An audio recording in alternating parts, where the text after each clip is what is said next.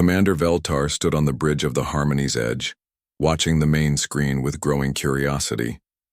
3 days into their routine patrol of the Outer Rim, they had found something unexpected. A ship floated in the darkness between stars, its hull reflecting the distant light of a red dwarf star. "Unknown vessel detected," announced Science Officer Cathara, her blue skin glowing softly as she worked at her station. "Distance, 40,000 kilometers. No energy signatures detected. The ship appears to be powered down." Veltar walked closer to the screen. The ship looked different from anything he had seen in his 20 years of service. Most ships in the galaxy were built for beauty as much as function. The Zephyrian vessels curved like ocean waves. The Altarian ships sparkled like crystals. Even the war-loving Korath built their ships with artistic patterns carved into the hulls. This ship looked like it was built to kill. The hull was dark gray, almost black. No decorations, no artistic touches. Just smooth metal plates fitted together, with perfect precision. The ship was long and narrow like a spear point. Gun barrels stuck out from the hull at regular intervals. Even powered down and silent, it looked dangerous. "Have we seen this design before?" Veltar asked. Cathara checked her computer. "No match in our database. This ship design is completely unknown. The hull material is also unknown. I cannot identify what metal they used to build it." Lieutenant Mordak looked up from his communication station. "No response to our standard greeting signals, Commander. I have tried 17 different languages and mathematical sequences. The ship is not answering." Veltar frowned. In his experience, there were 3 reasons why a ship would not respond to signals. First, the crew might be dead. Second, the communication systems might be broken. Third, they might be pretending to be dead while preparing for an attack. "Run a basic scan," he ordered. "Let's find out if there are life forms aboard." The basic scan took only a few minutes. The results made Cathara's eyes widen. "Commander, there are definitely life forms aboard. The scan shows 847 individual biological signatures. All appear to be in some kind of suspended state. Not dead, but not fully awake either." "Hibernation?" Veltar guessed. "Possibly, or some kind of medical stasis. The readings are unclear." Veltar considered his options. The Zephyrian hegemony had contact protocols for situations like this. When they found an unknown species, they were supposed to attempt communication first. If that failed, they would perform detailed scans to learn about the new species before making official first contact. The protocols had worked well for over 300 years. The Zephyrians had made peaceful contact with 847 different species using these same methods. They were known throughout the galaxy as skilled diplomats and scientists. "Continue trying to establish communication," Veltar ordered. "All frequencies, all known languages. If this species is new to space travel, they might not know our standard protocols." For the next 6 hours, Lieutenant Mordak sent every type of signal he could think of. Mathematical sequences, pictures showing the location of their home star, music, simple patterns of lights, even basic atomic diagrams. Nothing worked. The strange ship remained silent. "The ship is definitely functional," Cathara reported after running several more basic scans. "Power systems are active but running at minimum levels. Life support is working. The hull shows no damage. This is not a derelict ship, Commander. They are choosing not to respond." Veltar walked to the front of the bridge and stared at the alien vessel. Something about its design bothered him. Every curve and angle looked purposeful. There was no wasted space, no unnecessary decorations. It was built by engineers who cared only about making it work perfectly. "What is your assessment, Science Officer?" he asked. Cathara checked her instruments again. "Based on the ship's size and energy output, I estimate it carries a crew of between 500 and 1,000 individuals. The technology appears to be advanced, possibly equal to our own. The hull material is incredibly dense, much denser than our standard construction metals." "Weapons?" "The basic scan cannot penetrate deep enough to map their weapons systems. But those protrusions on the hull, they appear to be gun barrels. Many gun barrels." Veltar nodded. "Could this be a military vessel?" It is possible. The design suggests a focus on combat capability, rather than scientific research or trade. This created a problem. The Zephyrian protocols were designed for peaceful contact with new species. They assumed that most intelligent life forms were naturally peaceful, like the Zephyrians themselves. War was considered a primitive behavior that species outgrew as they became more civilized. But this ship looked like it was built by a species that had not outgrown war. This ship looked like it was built by a species that had perfected war. Communications. Send a message on all frequencies, Veltar commanded. Tell them we are representatives of the Zephyrian hegemony. We come in, peace and wish to establish diplomatic contact. Ask them to please respond so we can avoid any misunderstandings. Lieutenant Mordak worked at his station for several minutes, crafting the message in multiple languages and formats. The message was transmitted with maximum power, impossible to miss. The alien ship remained silent. Commander, Cathara said, quietly. I recommend we perform a Level 7 deep structural scan. Veltar hesitated. The Level 7 scan was the most powerful scanning system in the Zephyrian fleet. It could map every component of a ship, analyze every material, and detect every energy source. The Zephyrians used it to study derelict ships and archaeological sites, but they had never used it on a ship with living crew members aboard. It felt like an invasion of privacy. Is such a scan necessary? Veltar asked. Sir, we have an unknown military vessel in our territory. It carries nearly 1,000 crew members, but they refuse to communicate.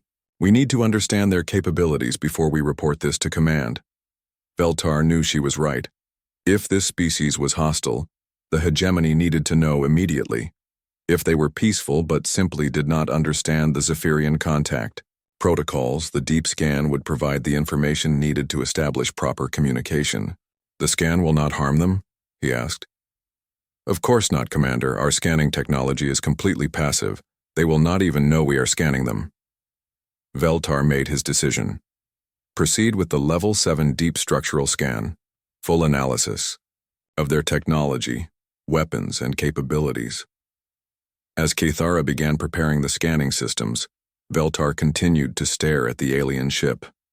Something deep in his mind was sending him warning signals. The ship looked wrong. It looked like it was built by a species that thought very differently about the universe. Most species built ships to explore, to trade, to carry passengers between stars. This species had built their ship to fight. They had built it to win fights. The scanning systems powered up with a low humming sound. On the main screen, targeting grids appeared around the alien vessel. The deep scan would take several hours to complete, but when it was finished, the Zephyrians would know everything about the mysterious ship and its sleeping crew. Scan initiated, Commander, Cathara reported. Estimated completion time, 4 hours 17 minutes. Veltar settled into his command chair to wait. He did not know that the scan he had just ordered would change everything. He did not know that some species in the galaxy considered detailed military scans to be acts of war. He did not know that the sleeping crew aboard the alien ship had built sensors specifically designed to detect exactly this type of scanning. And he definitely did not know that humanity had been fighting wars for 10,000 years. The Level 7 deep scan began to reveal the alien ship's secrets layer by layer. Cathara watched her screens with growing amazement as the scanning beams penetrated the hull and mapped the internal structure. Commander, she called out, her voice filled with surprise. You need to see this. Veltar left his command chair and walked to the science station. The holographic display showed a three-dimensional map of the alien ship's interior. What he saw made no sense. These readings cannot be correct, he said. I have run the scan 3 times. The readings are accurate. Cathara pointed to different sections of the hologram. Look at the hull construction. It is not just thick metal plates. There are 7 different layers, each made from different materials. Veltar studied the display. Most ships had a single hull made from one type of metal, strong enough to protect against space debris and radiation, light enough to allow for efficient travel. This ship had multiple hulls, one inside the other, like the layers of an onion. What is the purpose of multiple hulls, he asked. Defense, Commander. If the outer hull is damaged, the inner hulls can still protect the crew. But that is not the strange part. Cathara manipulated the display, highlighting different systems throughout the ship. Look at the internal layout. The ship's interior looked like a maze. Corridors twisted and turned in complex patterns. Rooms were connected by multiple pathways. Every important system appeared to have backup copies in different locations. How many engine rooms does this ship have? Veltar asked. 15. 15? That is impossible. Not impossible, Commander. Redundant. If 14 engine rooms are destroyed, the ship can still move using the 15th. Veltar felt a cold sensation in his stomach. How many computer cores? 147. Weapon control centers? 23. Navigation systems? 31. The pattern was becoming clear. This species did not build ships that could be easily disabled. They built ships that could continue fighting even after suffering massive damage. They built ships expecting to be shot at. Commander, Lieutenant Mordak called from his station. I am detecting some kind of response from the alien ship. Veltar hurried back to the command area. Are they trying to communicate? No, sir, their power levels are increasing slowly. Very slowly. It might be an automated system responding to our scan. Cathara looked up from her instruments. The scan is only 25% complete, but I am already seeing things that should not be possible. Explain. She transferred her readings to the main screen. The display showed a section of the alien ship's hull in incredible detail. This is their armor plating. It is not just metal, Commander. There are microscopic machines embedded throughout the structure. Machines? Repair machines. If the armor is damaged, these tiny machines can fix it. The hull can literally heal itself. Veltar stared at the screen. Self-repairing armor was theoretical technology. The Zephyrian scientists had discussed it, but never built it. The engineering challenges were considered too difficult. Continue the scan, he ordered. Over the next hour, the revelations became more disturbing. The alien ship was not just heavily armored and redundantly built, it was packed with weapons. Commander, I count over 4,000 individual weapon systems, Cathara reported. 4,000? That cannot be accurate. The scan does not lie. Large guns, small guns, missile launchers, energy weapons, projectile weapons, and systems I cannot identify. This single ship has more firepower than our entire patrol squadron. Veltar felt his legs becoming weak. He sat down in his command chair and tried to process what they were learning. What kind of species builds ships like this? A species that fights wars, Commander. Real wars. Not the small conflicts we study in our history books. This ship was built by a species that expects their enemies to try very hard to kill them. The main screen updated with new scanning data. The alien ship's crew quarters were now visible in the holographic display. Veltar counted the sleeping chambers. 847 crew members for a ship this size? He asked. That is a very large crew, Commander. Most ships of this size would carry fewer than 200 people. Why would they need so many crew members? Cathara consulted her analysis. Damage control teams. If the ship is damaged in battle, they would need many people to make repairs quickly. Also, their weapon systems appear to require manual operation. Each gun turret has a dedicated crew. They expect to fight while their ship is being damaged? They expect to fight until their ship is completely destroyed. Lieutenant Mordak interrupted. Commander, the alien ship's power levels have increased by 15% in the last hour. Should we be concerned? Veltar looked at the tactical display. The alien ship was still not moving, still not responding to communications, but it was definitely waking up. How much longer for the scan to complete, he asked. 2 hours, 40 minutes, Cathara replied. We continue. I need to know everything about this species before we report to command. The next section of the scan revealed the ship's computer systems. What they found defied everything the Zephyrians knew about artificial intelligence. Commander, their computer network is unlike anything I have seen, Cathara announced. Instead of one central computer brain, they have hundreds of smaller computers working together. Each computer can work independently if needed. Why would they design it this way? so the ship can still function even if most of the computers are destroyed. But that is not the most interesting discovery. She manipulated the display to show the computer network in more detail. Their computers are not just calculating navigation and life support.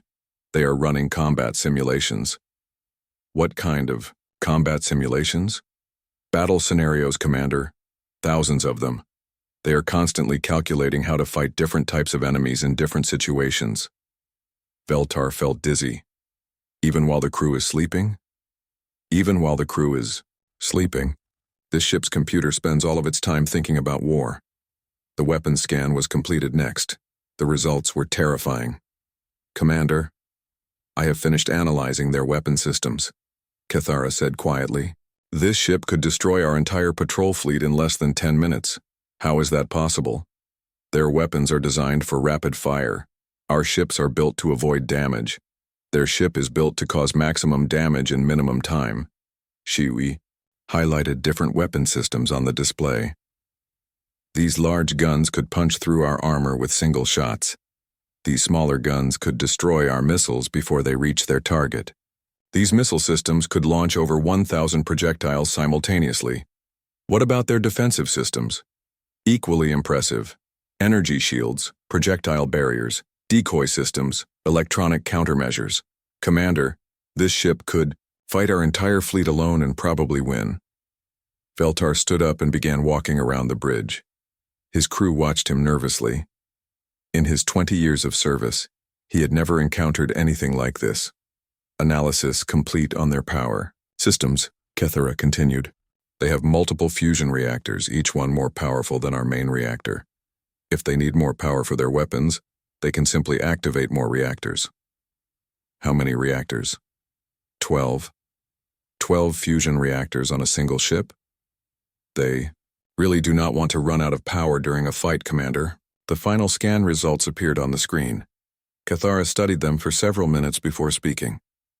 Commander, I need to tell you something important about this species. Go ahead. Based on the ship's design and construction, I can make educated guesses about their home planet and evolution. This species did not evolve on a peaceful world like ours. They evolved somewhere dangerous. Somewhere that taught them to build things that can survive terrible damage. Veltar looked at the holographic display showing the alien ship in complete detail. Every system had backups. Every weapon was designed to kill efficiently. Every piece of armor was built to stop the most powerful attacks.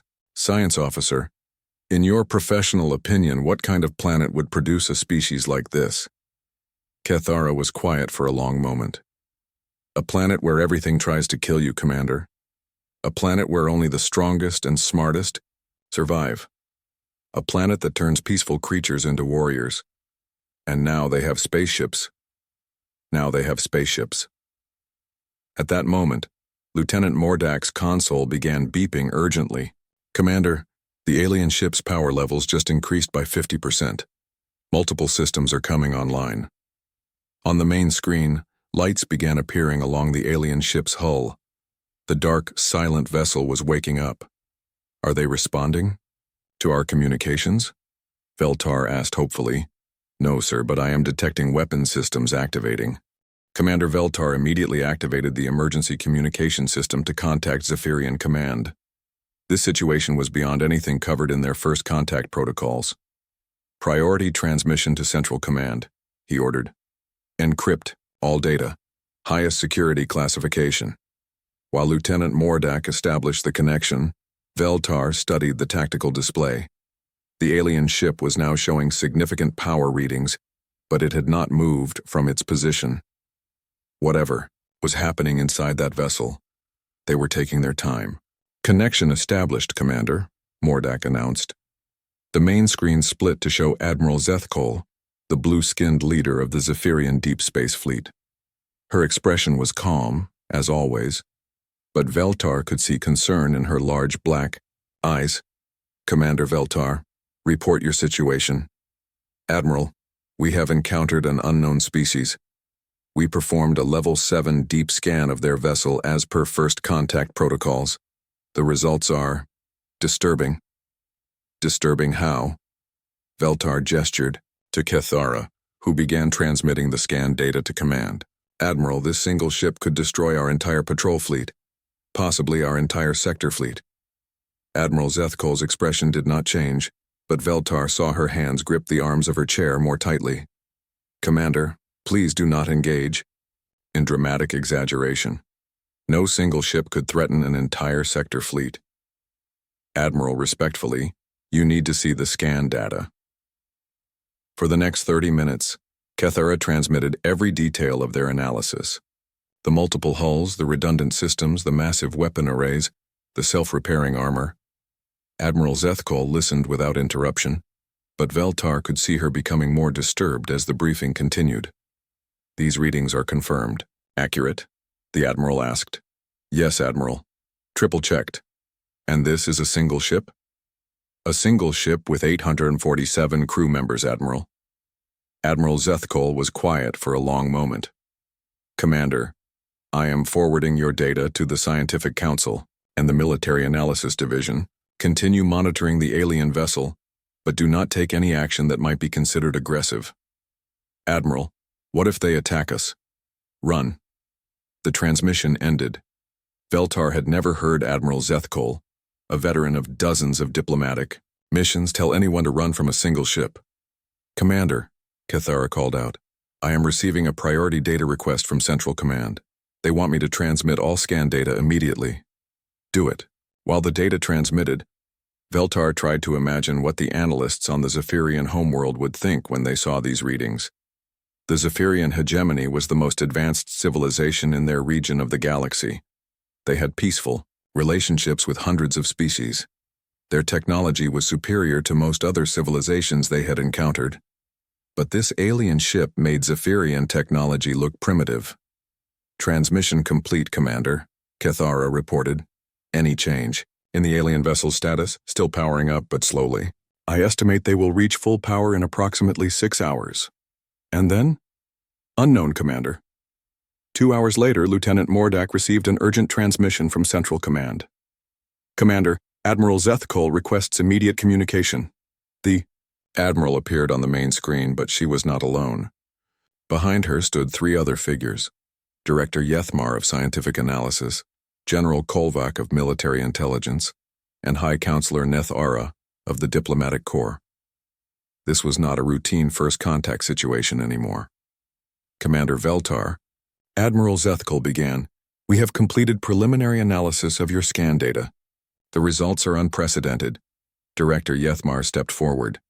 Commander, we have compared the ship's capabilities to every known species in our database. No known civilization has ever built anything like this. What is your assessment? Veltar asked. General Kolvak answered. This species appears to have evolved in a state of constant warfare. Their ship design suggests they have been fighting serious wars for a very long time. How long? Thousands of years, possibly tens of thousands.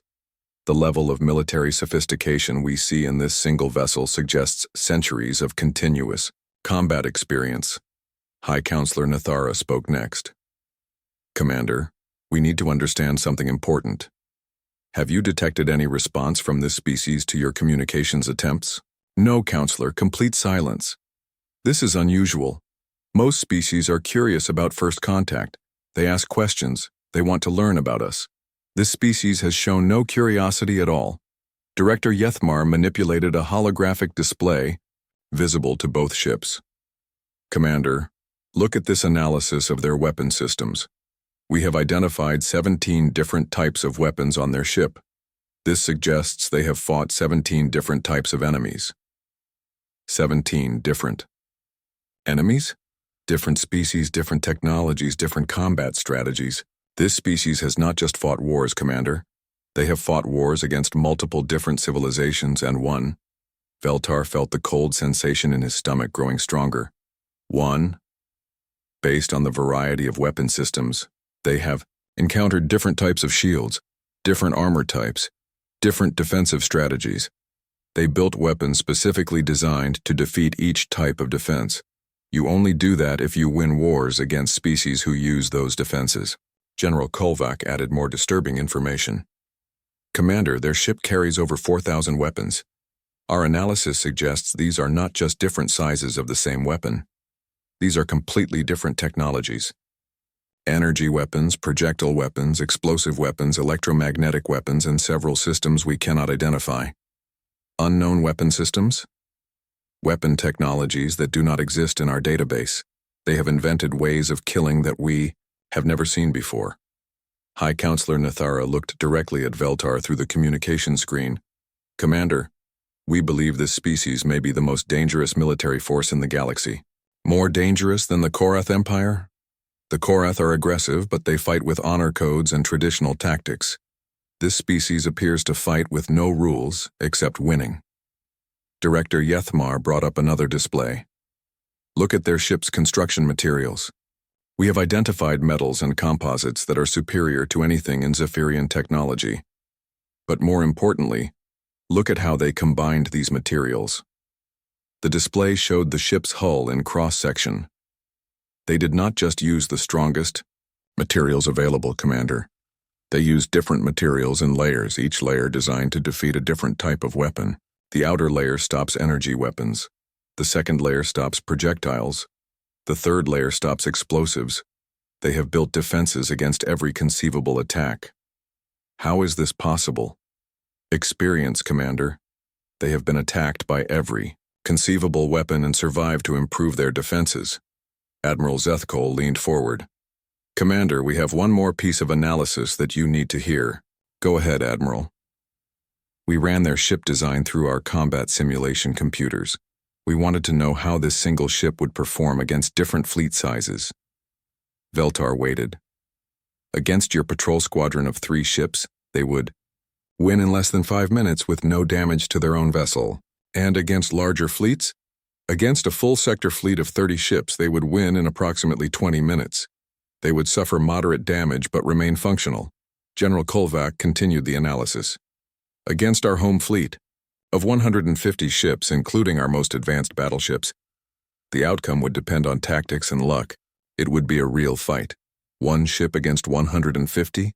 1 ship against 150. High Counselor Nathara spoke again. Commander, we have reached a troubling conclusion.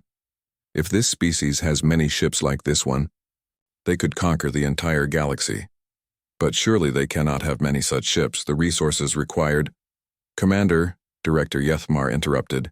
We analyzed their power systems and manufacturing capabilities. This ship carries equipment for producing its own ammunition, spare parts, and even weapons. It is a mobile factory as well as a warship. What does that mean? It means they can build more ships, Commander. If they find raw materials, they can construct additional vessels of this type. Admiral Zethkol looked directly at Veltar. Commander, I am ordering you to maintain maximum distance from the alien vessel. Do not take any action that could be interpreted as aggressive. We are sending Ambassador Yelthara with a full diplomatic team to handle first contact. Admiral, what if they attack before the diplomatic team arrives? Then you follow your previous orders, Commander. Run very fast. The transmission ended, leaving Veltar and his crew alone with their thoughts. Outside the ship, the alien vessel continued its slow awakening. More lights appeared along its hull every hour. Systems that had been sleeping were coming online one by one. Commander, Cathara said quietly, I have been thinking about something. What is it? This ship was drifting alone in space when we found it. Where are the rest of their ships? Veltar realized he had not considered this question. If this species was as militarily advanced as the analysis suggested, why was this ship alone?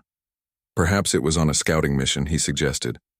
Or perhaps it was exiled from their territory. Exiled? Commander, what if this species considers this ship to be outdated? What if their current ships are even more powerful? Veltar stared at the tactical display showing the alien vessel. The idea that this Incredi Captain Sarah Chen felt the familiar sensation of coming out of stasis sleep. Her body was cold and stiff, her mind foggy, but years of military training helped her focus quickly. The soft hum of the ship's systems told her that the UES Retribution was powering up from hibernation mode. Something had triggered their automated defense protocols. Status report, she called out as she pulled herself out of the stasis pod. Captain, on deck, announced Lieutenant Commander Rodriguez, who was already at his station. "We have a situation." Captain Chen moved to the command chair, her body still adjusting to being awake. Around her, the rest of the crew were emerging from their own stasis pods. The bridge was a flurry of activity as officers took their positions. "What woke us up, Rodriguez?" "Aegis detected a Level 7 military scan, Captain. Deep penetration analysis of our entire ship structure, weapons, and systems." Captain Chen's expression hardened. Aegis was the ship's artificial intelligence system, designed to protect the vessel even while the crew slept. A Level 7 scan was military terminology for the most invasive type of analysis possible. "Source of the scan? Unknown vessel bearing 270 Mark IV. Distance approximately 40,000 kilometers. Visual." The main screen showed the alien ship. Captain Chen studied it carefully. The vessel was smaller than the Retribution, with smooth curves and elegant lines. It looked more like a pleasure yacht than a military vessel. Analysis? Lieutenant Commander Rodriguez consulted his instruments. Single vessel, unknown configuration, no weapons detected, very weak power. Signature. They appear to be using some kind of passive scanning system. "Passive my ass," muttered Chief Petty Officer Williams from the weapons station. Aegis classified their scan as military-grade intelligence gathering. Captain Chen nodded. Aegis had been programmed with the combat experience of 300 years of human warfare. If the AI said the scan was military in nature, it was military in nature. "Communications, are they trying to talk to us?" "Negative, Captain," replied Ensign Park. "No communication attempts detected. They scanned us without warning or explanation." This was bad. In human space, conducting detailed military scans of another vessel without permission was considered an act of war. The unknown aliens had just performed the equivalent of sneaking aboard their ship and photographing their weapons systems. Weapons. Status? "All systems online and ready, Captain," Chief Williams reported. "Point defense active. Main guns loaded and targeted. Do not fire unless fired upon," Captain Chen ordered, "but maintain target lock." She studied the alien vessel again. Its peaceful appearance meant nothing. Human history was full of examples where the most dangerous enemies looked harmless. "Rodriguez, what's our current location?" "Deep space, approximately 400 light-years from the nearest human colony. We were on long-range patrol when we went into stasis. How long were we asleep?" 3 months, 2 weeks, 4 days. Captain Chen considered their situation. They were alone, deep in unexplored space, facing an unknown species that had just performed military intelligence gathering against her ship. The aliens had not attempted communication, which suggested they were either hostile or studying the humans for some purpose. Aegis, analysis of the alien vessel. The ship's artificial intelligence responded in its calm, synthetic voice. "Unknown vessel appears to use technology approximately equivalent to human standard. No immediate threats detected, but caution is advised. The vessel conducted unauthorized intelligence gathering, which constitutes a hostile act under human military protocols. Recommendations? Attempt communication. If no response, consider the alien vessel a potential threat and respond accordingly." Captain Chen had served in the Terran Colonial Navy for 15 years. She had fought pirates, rebels, and 2 different alien species that had attempted to invade human space. She knew that first contact situations could go wrong very quickly. Communications, open a channel on all standard frequencies. "Channel open, Captain." Captain Chen took a deep breath. First contact with a new alien species was always dangerous, but it was especially dangerous when they started by performing military scans. "Unknown vessel. This is Captain Sarah Chen of the Terran Colonial Navy warship UES Retribution. You have conducted an unauthorized military-grade scan of my vessel. Please explain your intentions or you will be classified as hostile." She waited. The standard protocol was to give unknown contacts 30 seconds to respond before taking defensive action. 30 seconds passed in silence. "No response, Captain," Ensign Park reported. "Send the message again, all frequencies, maximum power." The second message was transmitted with enough power to be detected across half the star system. If the aliens had working communication equipment, they definitely received it. Again, no response. Captain Chen was starting to get angry. In her experience, there were very few reasons why someone would scan your ship and then refuse to communicate. Most of those reasons involve preparing for an attack. Aegis, update your threat assessment. Alien vessel continues to conduct passive scans of our ship. No communication attempts detected. Based on historical data, the probability of hostile intent is now 73%. Rodriguez, are they still scanning us? Affirmative, Captain. Lower intensity now, but the scans are continuing. That's it. Captain Chen had reached her limit of patience. Communications, send them this message. Unknown vessel, you have conducted unauthorized intelligence gathering against a Terran colonial navy warship. In human space, this is considered an act of war. You have 60 seconds to respond and explain your actions before we take defensive measures. The bridge crew tensed. Everyone knew what defensive measures meant. Message sent, Captain. Start the countdown. The next 60 seconds felt like hours. Captain Chen watched the countdown timer while keeping one eye on the tactical display. The alien ship had not moved, had not powered up weapons, had not done anything except continue their passive scanning. 10 seconds remaining, Captain, Rodriguez announced. 5 seconds. 3, 2, 1. Time expired, Captain.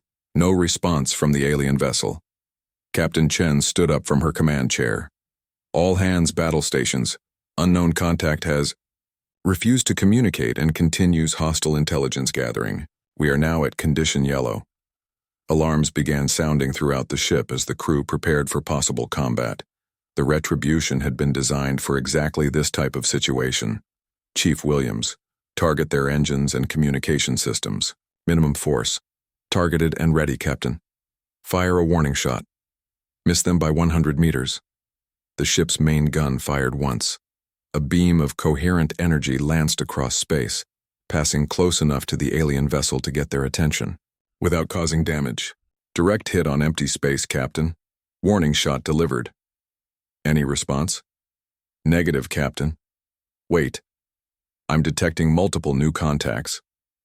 The tactical display updated to show 17 new ships appearing around them. Captain Chen recognized the signatures immediately. Friendship Squadron arriving on schedule, she said with relief.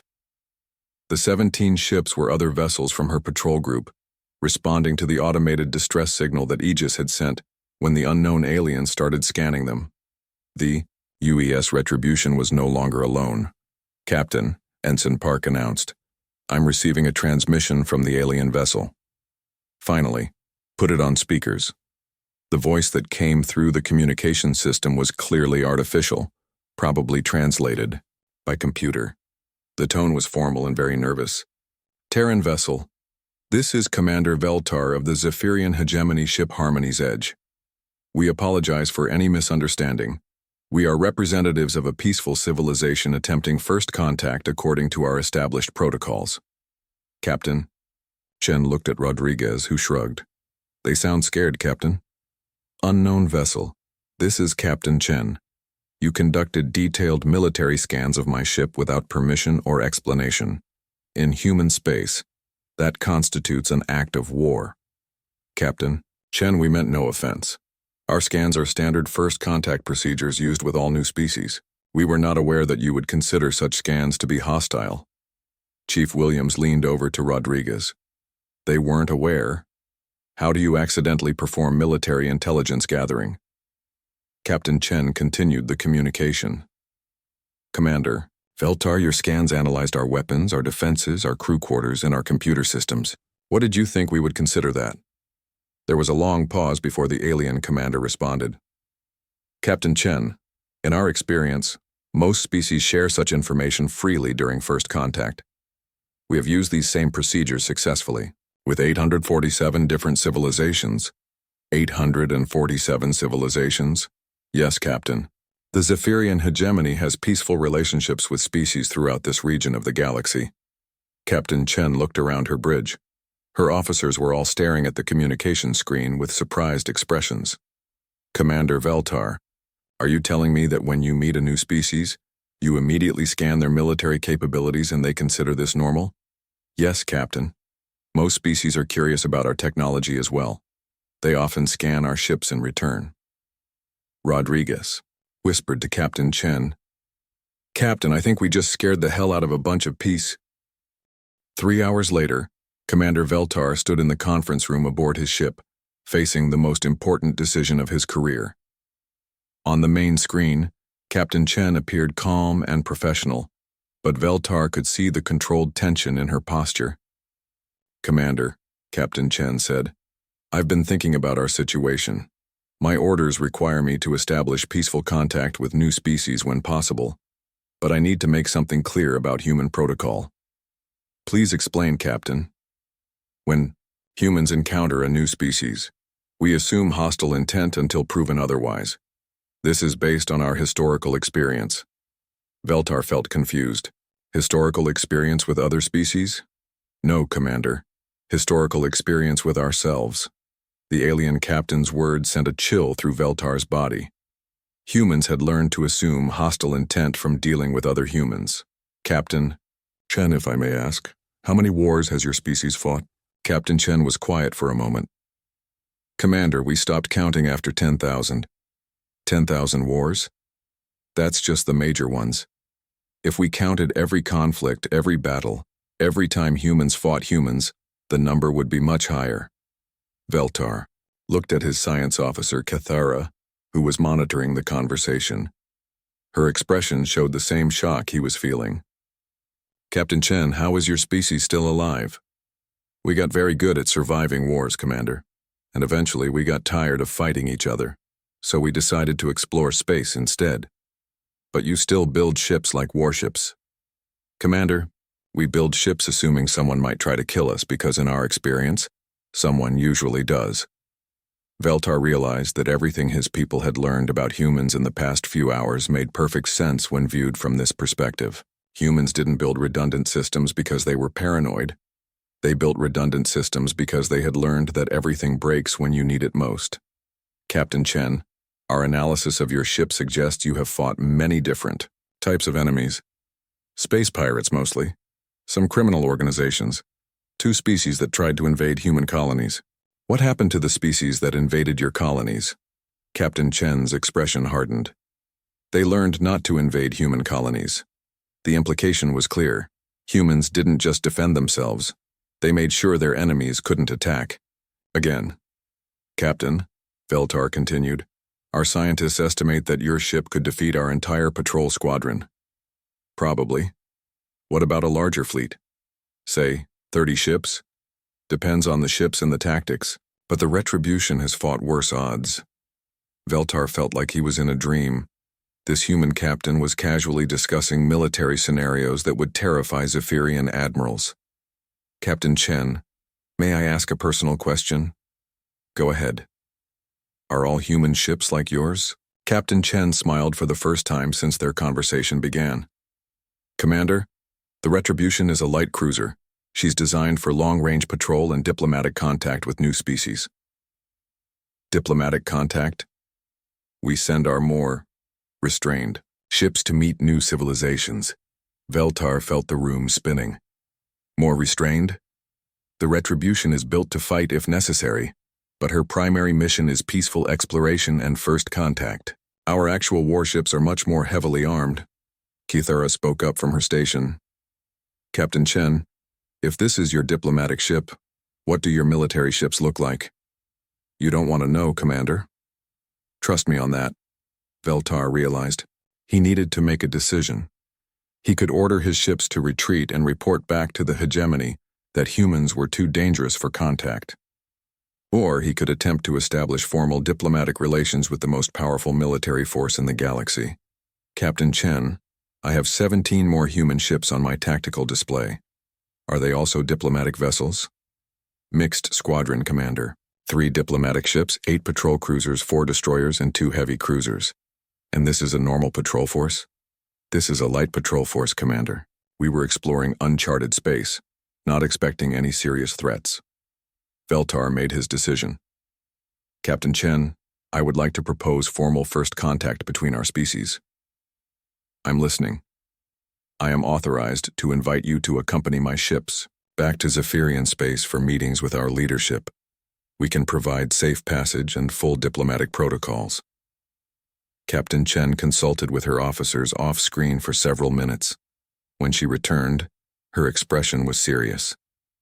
Commander, I appreciate the invitation, but I need to explain something about human diplomatic procedure. Please. Humans don't send single ships to meet with unknown governments.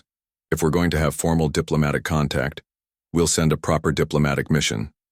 How many ships would that involve? For initial contact with a new galactic power? Probably 50 ships. Veltar felt his legs becoming weak. 50 warships? No, Commander. 50 diplomatic ships. If we sent warships, that would be a completely different type of message. How many ships would be in a military mission? You really don't want to know.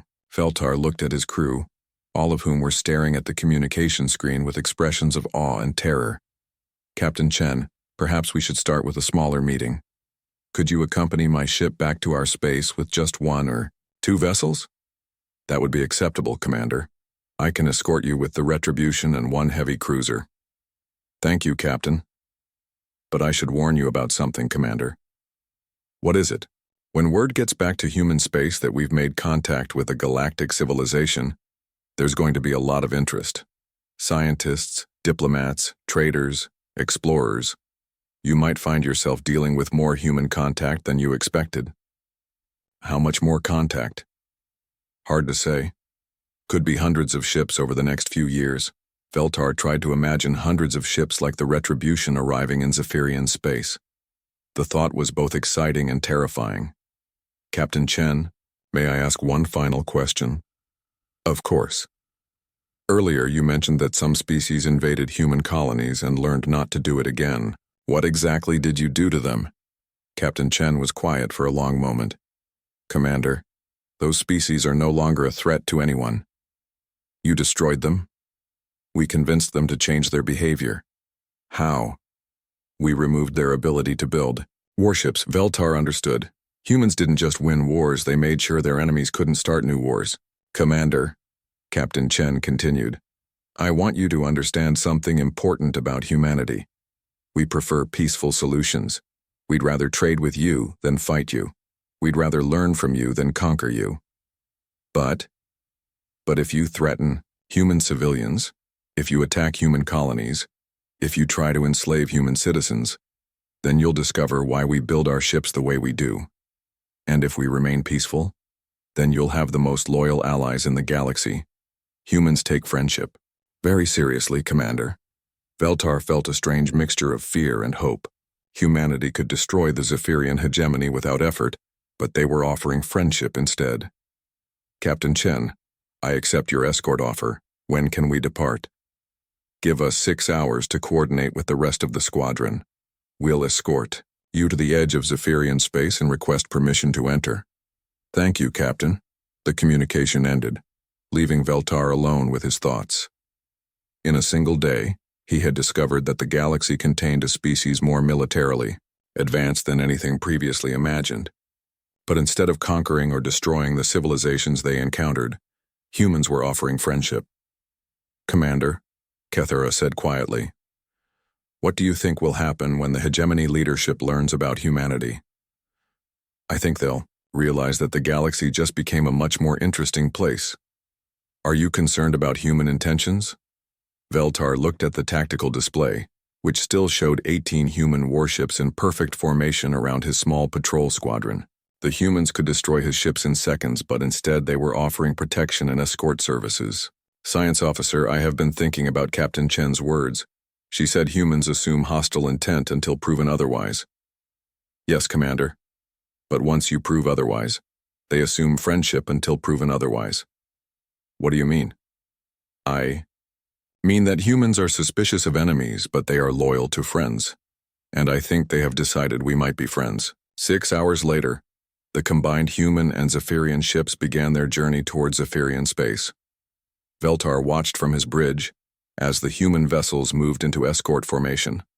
The UES Retribution took the lead position, followed by a massive ship that Captain Chen had identified as the heavy cruiser Indomitable. The remaining human ships spread out in a protective formation around the three Zephyrian vessels. "Commander," Lieutenant Mordak announced, "incoming transmission from the Retribution." Put Captain Chen on screen. The human captain appeared, looking more relaxed than she had during their first contact. "Commander Veltar, we're ready to begin the journey to your space. Estimated travel time is 6 days at maximum safe speed for your vessels." "Thank you, Captain. I have one question, if I may." "Go ahead." "Earlier you mentioned that the Retribution was designed for diplomatic contact. What makes a ship suitable for diplomacy?" Captain Chen smiled. "Well, Commander, we've learned that successful diplomacy requires 2 things, which are the ability to offer friendship, and the second, the ability to make sure that friendship is taken seriously, to be